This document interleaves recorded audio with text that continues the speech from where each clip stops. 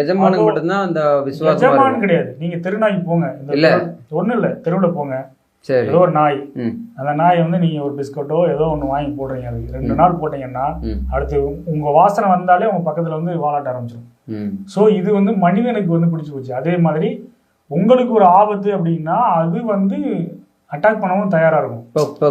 இப்போ குழந்தைங்க போனா குழந்தைங்க பிஸ்கட் சாப்பிடும், குழந்தைய நாய்க்கு பிஸ்கட் போடும், நாய்க்கு அட்டாக் பண்ணிட்டு குழந்தைகளை தான் அட்டாக் பண்ண சொல்றேன். ஒரு குழந்தைக்கு 64 தையல் போட்டு நான் சொல்லி முடிச்சிடுறேன். 64 அந்த குழந்தை வந்து ரொம்ப பாதிக்கப்பட்டு போயிருக்கு.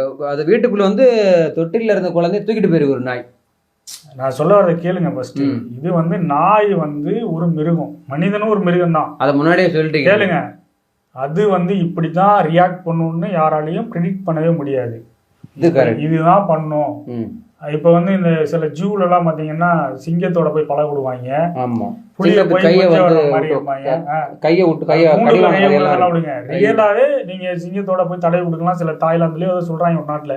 ஆமா, அது எல்லா நேரமும் சாந்தமா இருக்காது. அதுக்கு கூட ஒரு போதை மருந்து கொடுக்குறாங்க சொல்றாங்க. அதுக்கு ஒரு போதை மருந்து கொடுத்தா அது பேசாம இருக்கும் அப்படின்னு.